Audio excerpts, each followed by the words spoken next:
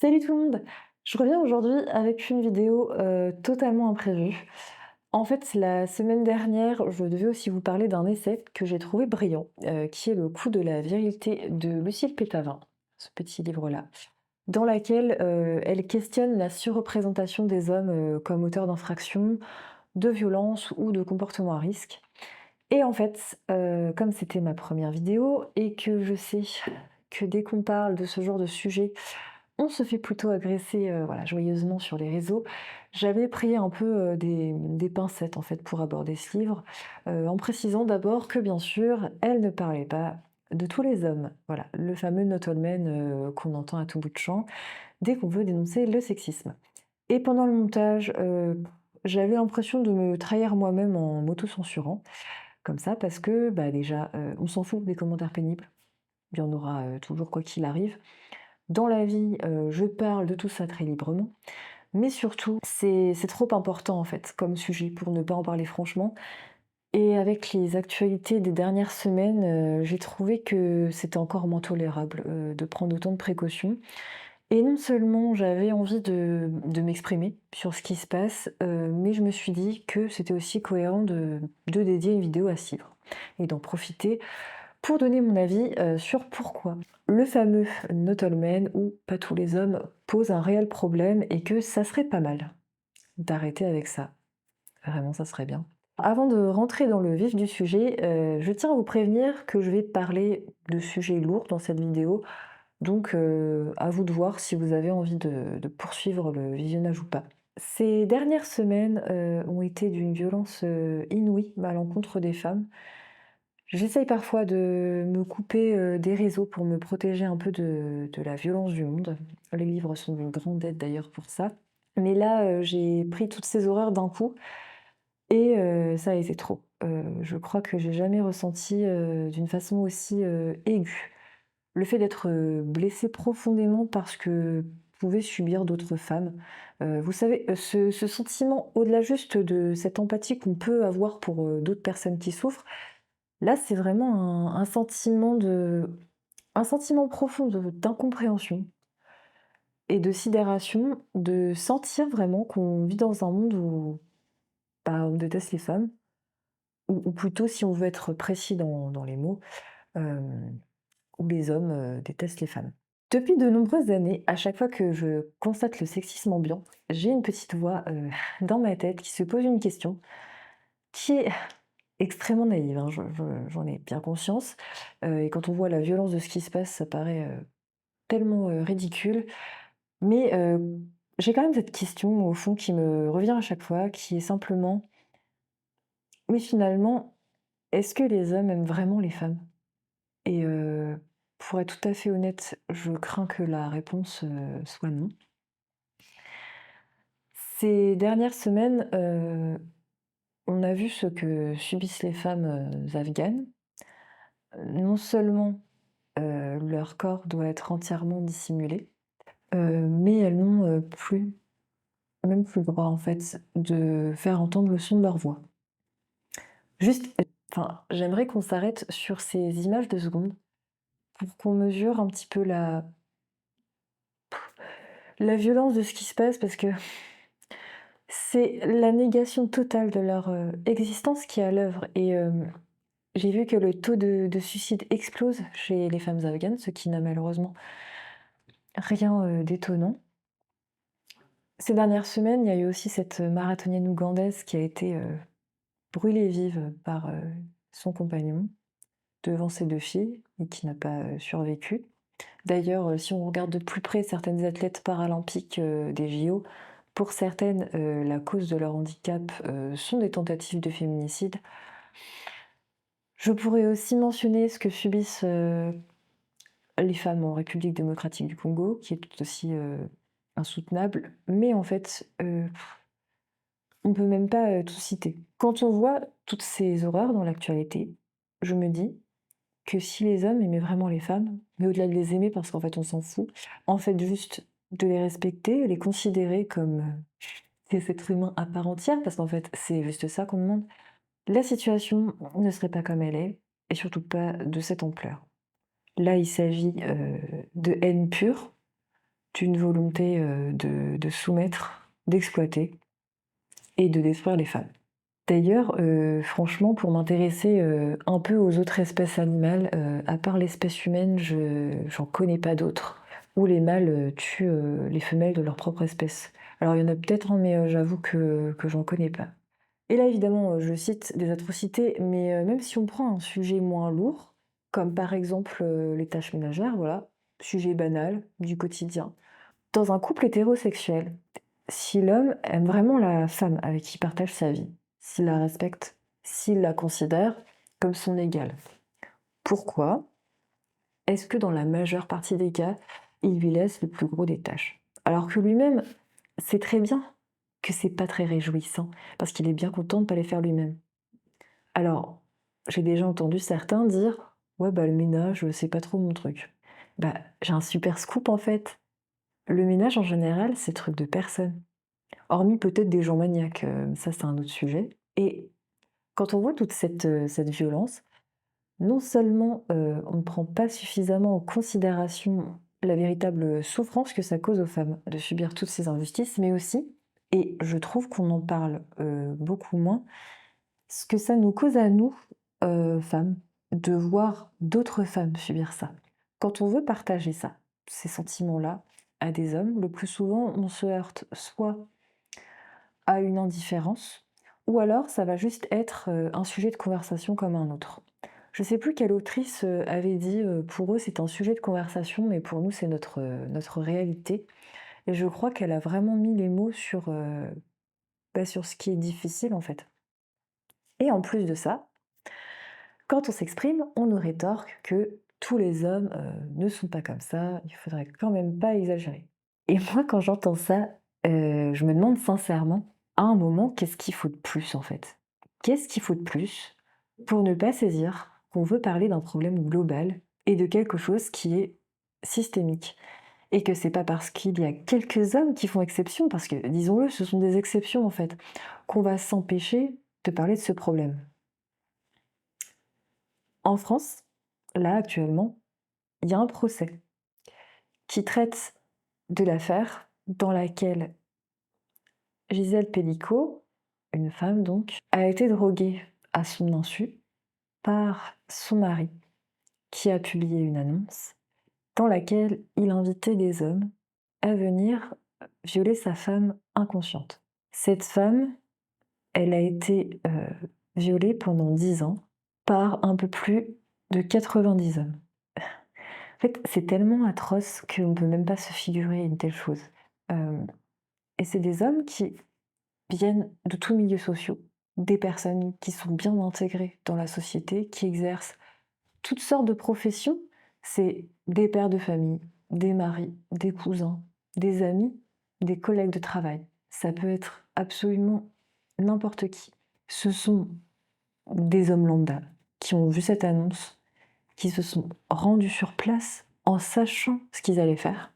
Pendant le trajet, il se passe quoi dans leur tête en fait? Ça, je ne sais pas. On ne saura jamais.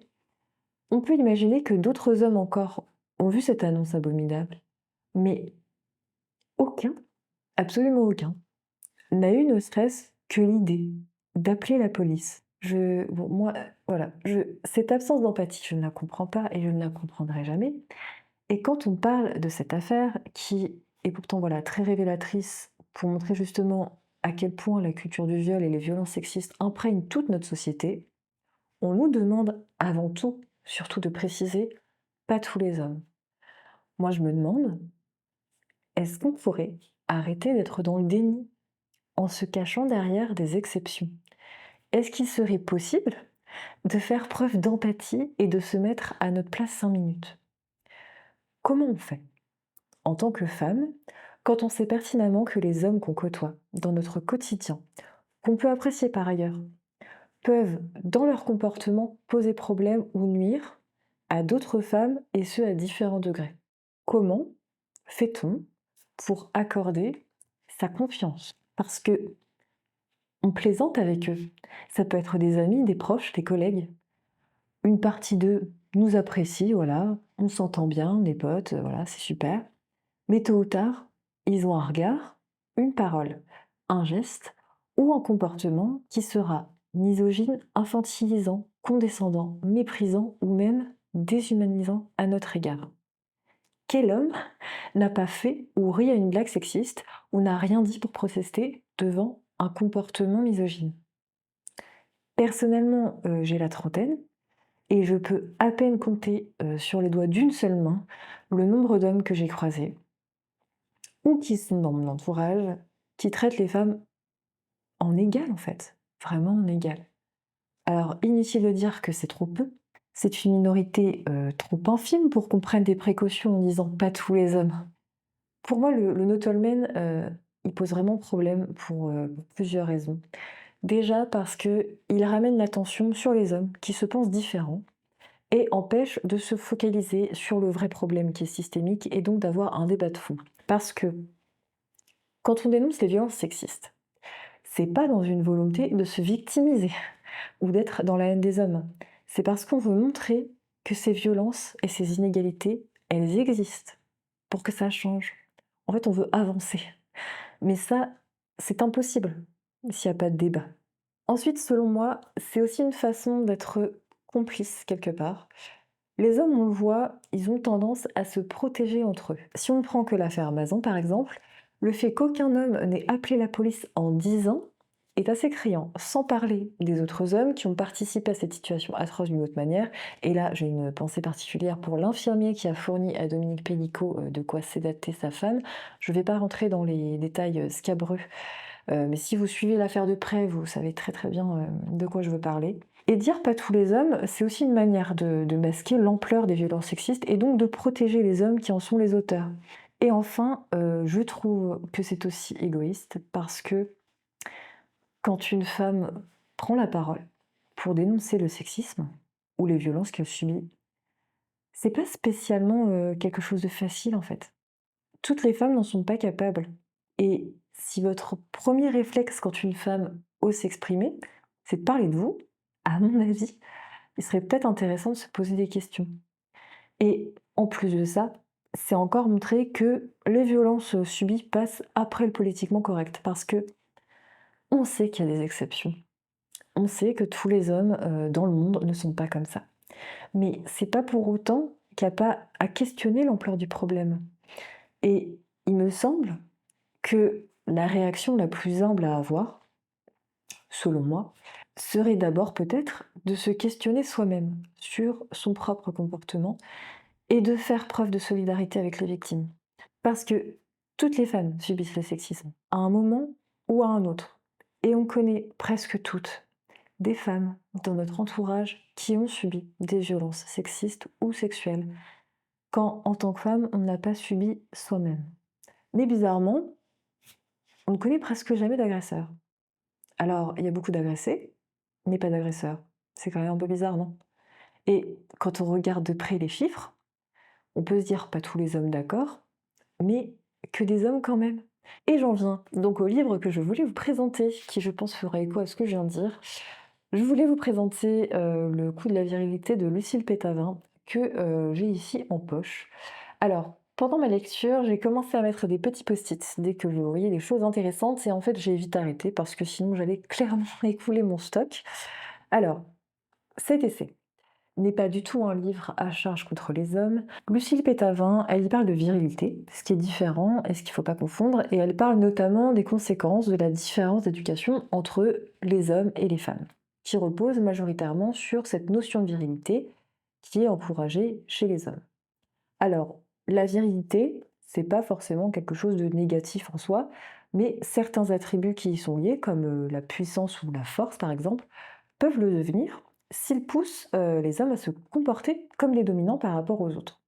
Et cette vision de la virilité, qui est en réalité très toxique, elle est aussi bien nocive pour les femmes que pour les hommes, même si ça ne prend évidemment pas la même forme. Je tenais à vous préciser ça avant parce qu'il est vraiment important de comprendre qu'elle n'essentialise absolument pas les hommes en disant qu'ils seraient violents par essence. Il n'y a pas de prédisposition à la violence, ça serait totalement idiot de tenir un tel propos.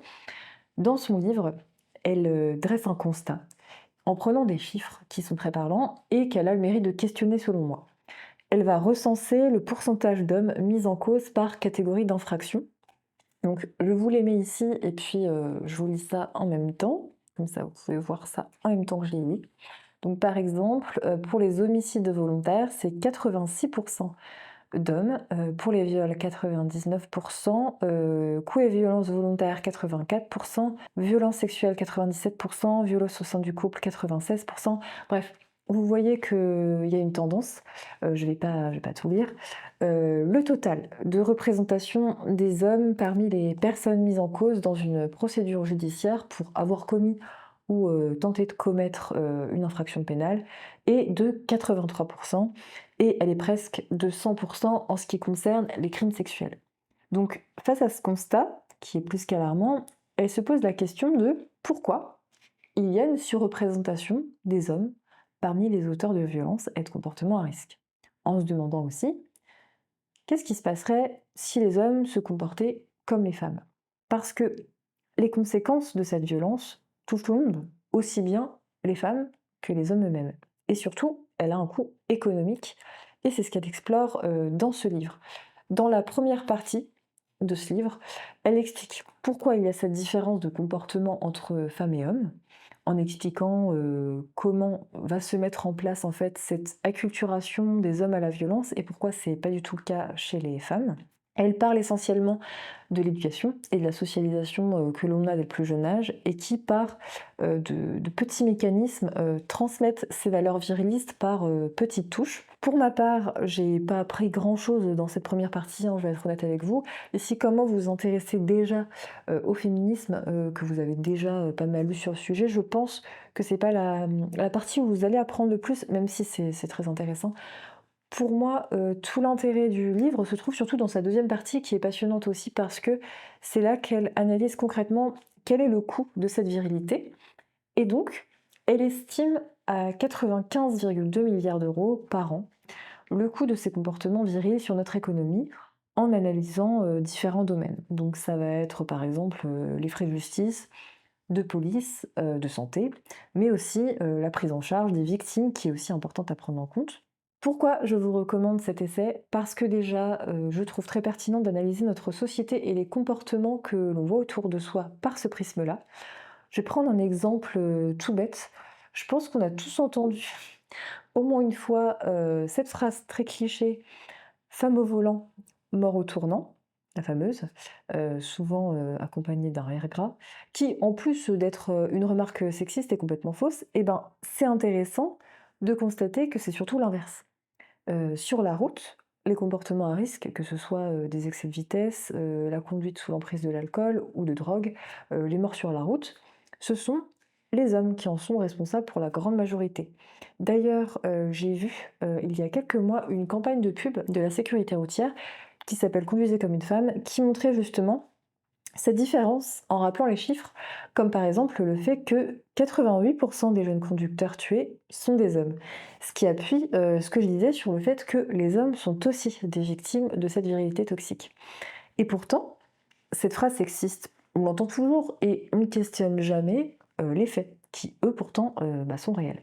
Et donc, pour moi, ce livre, il a vraiment ce mérite-là, de permettre de se pencher sur ces chiffres pour réfléchir à comment on peut éviter que cette situation perdure et ça passe essentiellement par l'éducation des garçons. C'est facile à lire, c'est accessible, ses propos sont limpides et efficaces.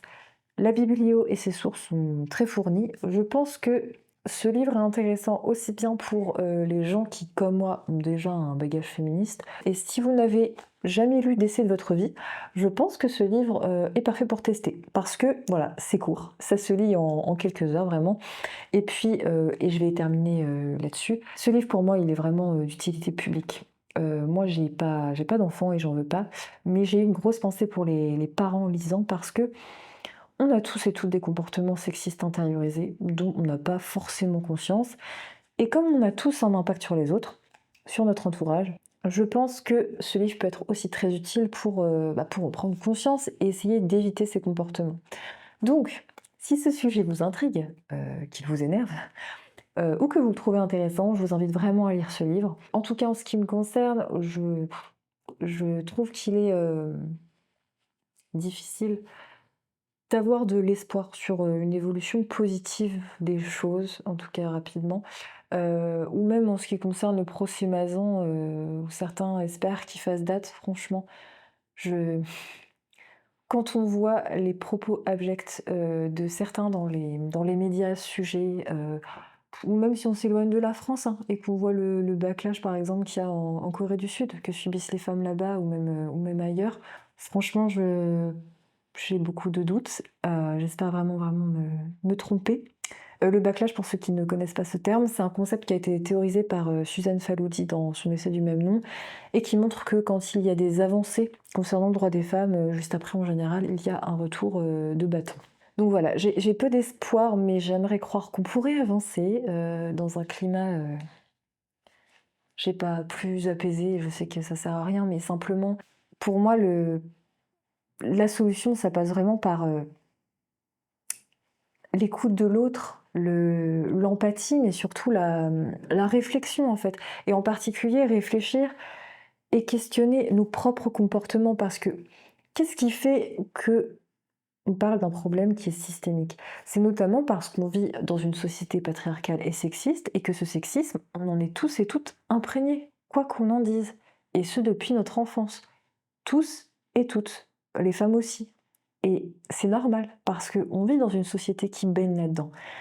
Mais l'important, c'est de justement parvenir à prendre du recul et de se dire, bah, tiens, bah, attends, pourquoi j'ai eu cette pensée-là? Qu'est-ce que ça implique? Qu'est-ce que ça veut dire? C'est peut-être un peu bête, d'où ça vient? Je vous partage d'ailleurs en description une interview que j'ai trouvée brillante de Tania de Montaigne, dans lequel elle explique justement ces mécanismes-là, concernant plutôt le racisme, mais ça s'applique au sexisme, c'est la même chose. Je vous mets vraiment voilà, je vous mets le lien en description. Je vous invite vraiment à écouter cet entretien en entier parce que ses propos sont limpides et très pertinents, je trouve. Pour moi, cet entretien, il est vraiment génial. Je pense que si tout le monde avait cette démarche de, comme elle dit, se regarder faire, regarder sa façon d'agir, sa façon de réfléchir, je pense que ça irait beaucoup mieux quand même dans ce monde.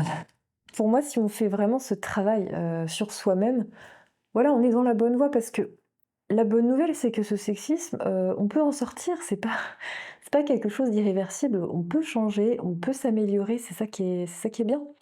Mais, encore faut-il être lucide sur ses propres agissements et schémas de pensée. Et ça commence par arrêter de se cacher derrière des exceptions et des justifications que personne n'a demandées et qui n'ont pas lieu d'être franchement. Donc voilà, je pense que je vais m'arrêter là-dessus. L'affaire Mazan soulève aussi de grosses questions que j'aurais voulu, aborder, comme celui de la culture du viol et le sujet, très important également de l'inceste qui est un sujet, dont il est très important de lever le tabou. Mais voilà, c'est des sujets très denses, que je préférais aborder plus en profondeur en vous proposant des lectures intéressantes, qui en parlent. Mais je voulais m'exprimer là-dessus parce que je pense que la parole, c'est un peu la seule chose, à notre disposition et je sais que en tant que femme, on est conditionné à ne jamais vouloir déranger ou déplaire et qu'on peut parfois avoir tendance à s'auto-censurer comme je l'ai fait moi-même. Mais je pense qu'il faut arrêter ça, en fait. Faut pas faire ça sur des sujets aussi importants. Il faut vraiment montrer que ça nous touche parce qu'on n'est pas seul à constater tout ça. Donc en attendant, si vous le pouvez, procurez-vous ce livre, lisez. C'est merveilleux, ça peut pas faire de mal en tout cas. Si vous ne pouvez pas vous le procurer, allez écouter des interviews de Lucille Pétavin, elle est passionnante. Et je vous encourage aussi évidemment à aller écouter, l'entretien que je vous ai mis en description de Tania de Montaigne, qui est vraiment très, très intéressant.